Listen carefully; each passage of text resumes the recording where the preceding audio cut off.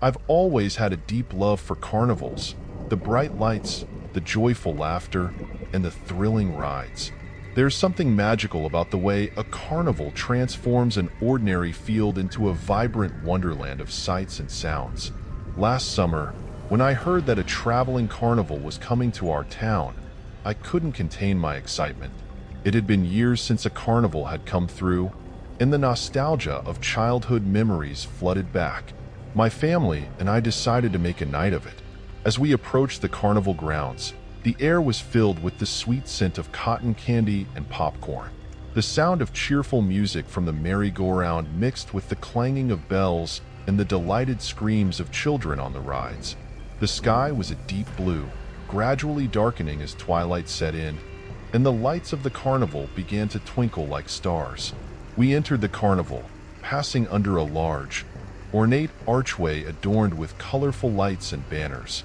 The main pathway was lined with game stalls and food vendors, each one more inviting than the last. To our left, a Ferris wheel slowly turned, its lights casting a kaleidoscope of colors onto the ground below. To our right, the sound of a hammer hitting a bell echoed from the strongman game, followed by cheers and applause. Everywhere I looked, there was something to capture my attention. Children with faces painted like tigers and butterflies ran past us, their laughter ringing through the air. Couples strolled hand in hand, sharing candy apples and stealing kisses under the twinkling lights. The vibrant colors and the intoxicating mix of sounds created a surreal, almost dreamlike atmosphere. As we made our way deeper into the carnival, we stopped at various stalls to try our luck at the games. I managed to win a small stuffed bear at the ring toss, much to my delight. We indulged in all the classic carnival treats, funnel cakes, caramel apples, and lemonade so sweet it made my teeth ache. The night seemed perfect, filled with the simple joys of a summer carnival. But as we wandered from stall to stall, something caught my eye. A man standing near one of the game booths, watching the crowd intently. He wore a grotesque mask, its features twisted into a permanent, sinister grin. A shiver ran down my spine, but I tried to shake it off, attributing it to the eerie design of the mask. Little did I know, that moment marked the beginning of a night that would leave me with a memory far more haunting than any childhood fear. As we continued to enjoy the night, I couldn't shake the image of the man in the grotesque mask from my mind. He stood near one of the game stalls, his figure tall and imposing. The mask itself was unnerving. Its features were twisted into an exaggerated, sinister grin, with deep-set eyes that seemed to follow everyone who passed by. The mask's surface was cracked and weathered, giving it an even more macabre appearance. The masked man's appearance was nightmarish. His mask was grotesque, a twisted parody of a human face with exaggerated features. The grin was impossibly wide, revealing rows of sharp, uneven teeth. The eye holes were dark and deep, giving the impression of endless voids staring back at me. The mask's surface was rough and cracked, as if it had been worn for decades, adding to its horrifying realism. At first, I tried to dismiss the unease I felt. After all, it was a carnival, and people often wore costumes to add to the festive atmosphere. But something about this man felt different. Unlike the other entertainers and patrons, he didn't seem to be enjoying himself. He stood motionless, hands tucked into the pockets of his long, dark coat, just watching the crowd with an unsettling intensity. A shiver ran down my spine as I caught his gaze. Even though I couldn't see his eyes through the mask, I felt as if he were staring directly at me, piercing through the jovial chaos of the carnival. I looked away quickly, trying to focus on the fun around me, but the feeling of being watched lingered. We moved on to another game stall, this one offering prizes for shooting water at a target. My family laughed and cheered each other on, but my mind kept drifting back to the masked man. I scanned the area discreetly, hoping to see him leave or move on to another part of the carnival. To my dismay, he remained in the same spot, his head slowly turning to follow the flow of people. As the night went on, my unease grew. Every time I glanced back, he was there. No matter where we went, the Ferris wheel, the food stands, even the funhouse. I would eventually spot him, standing at a distance, his grotesque mask a constant reminder of his presence. The man never approached or spoke, but his silent, unwavering watchfulness was far more disturbing than any overt threat. I tried to ignore the growing sense of dread, focusing on the laughter and lights around me. But the tension was palpable, a heavy weight pressing down on me. My heart would skip a beat every time I caught sight of him, his mask illuminated by the carnival's bright lights, casting long, eerie shadows on the ground. Summoning all my courage, I decided I had to confront him. The feeling of being watched had become unbearable, and I needed to put an end to it. I turned to my family and told them I would be right back, masking my fear with a forced smile. They were too engrossed in the games and festivities to notice my unease. I made my way through the crowd, my eyes locked on the masked man. With each step, my heart pounded harder, my palms growing sweaty. As I approached him, his head turned slowly, and I felt his gaze fix on me. I could almost feel the weight of his stare, like a physical force pressing against me. "Hey!" I called out, my voice wavering slightly. "Why are you following us?" He didn't respond. Instead, he continued to stare, his eerie grin seeming to widen. The silence was deafening, amplifying the tension. I took another step closer, determined to get an answer. "What do you want?" In that chilling moment, he vanished. 1 second he was there, and the next, he had dissolved into the crowd as if he had never been there at all. I spun around, searching desperately, but he was gone. The sea of carnival goers moved around me, oblivious to my panic. A wave of fear washed over me.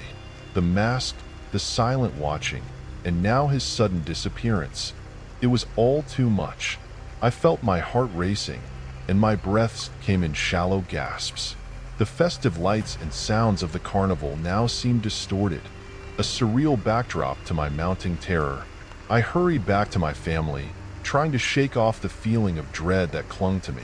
But even as I rejoined the fun, I couldn't shake the sensation of being watched.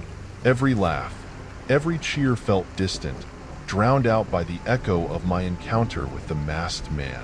My eyes darted around constantly, expecting to see him reappear at any moment. The rest of the night passed in a blur. I tried to enjoy the games and rides, but the unease was always there, gnawing at the back of my mind. The man with the mask had left an indelible mark on me, turning a night of joy into one of lingering fear. That night, after the unsettling encounter at the carnival, I tried to push the masked man from my thoughts as I got ready for bed. The familiar comfort of my room should have brought me a sense of safety, but the shadows seemed longer, and every creak of the house was amplified in the stillness of the night. The glow from the streetlights outside cast eerie patterns on the walls, and the once comforting sound of the wind rustling through the trees now seemed sinister. I had just changed into my pajamas and was about to turn off the lamp on my nightstand when I heard it, a soft, almost imperceptible noise at my window. At first, I thought it might be the wind or a branch scraping against the glass, but as I listened closer, the noise became more distinct, a rhythmic tapping that sent chills down my spine. Heart pounding, I turned slowly towards the window. The curtains were drawn, but the silhouette behind them was unmistakable. There, outlined against the faint light from the street, was the grotesque mask. The twisted, sinister grin and the hollow, dark eyes stared back at me, and for a moment, I was frozen in terror.